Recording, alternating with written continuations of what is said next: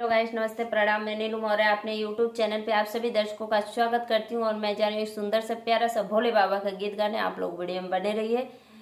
हर हर महादेव, राधे राधे। गौरा पूजे चलनी बाबा भोलेनाथ के, बेलवा के पात से ना। गौरा पूजे चलनी बाबा भोलेनाथ के, बेलवा के पात से ना। गौरा पूजे चलनी बाबा भोले नाथ के, बेलवा के पात से ना।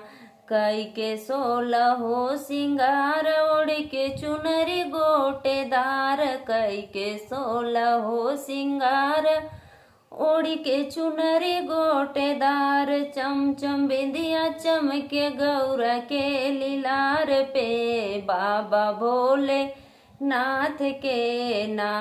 चमचम बिंदिया चमके गौरा के लीलार पे, बाबा भोले नाथ के ना। गौरा पूजे चलनी बाबा भोलेनाथ के, बेलवा के पात से ना।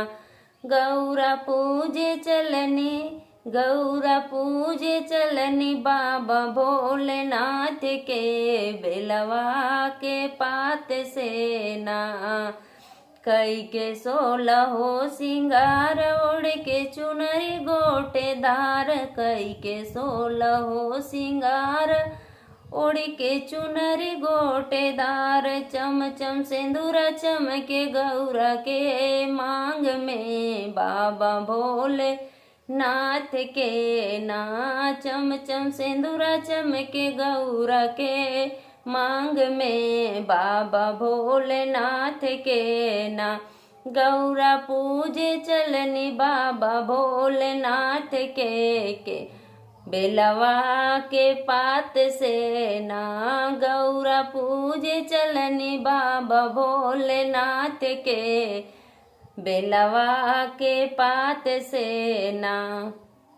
कई के 16 हो सिंगार, ओढ़ के चुनरी गोटेदार। कई के 16 हो सिंगार, ओढ़ के चुनरी गोटेदार। चमचम मेहंदी चमके गौरा के हाथ में, बाबा भोले नाथ के ना। चमचम मेहंदी चमके गौरा के हाथ में, बाबा भोले नाथ के ना।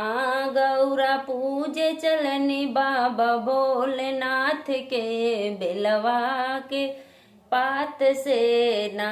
गौरा पूजे चलनी बाबा भोलेनाथ के, बेलवा के पात से ना। कई के 16 हो सिंगार, ओढ़ के चुनरी गोटेदार। कई के 16 हो सिंगार, ओढ़ के चुनरी गोटेदार।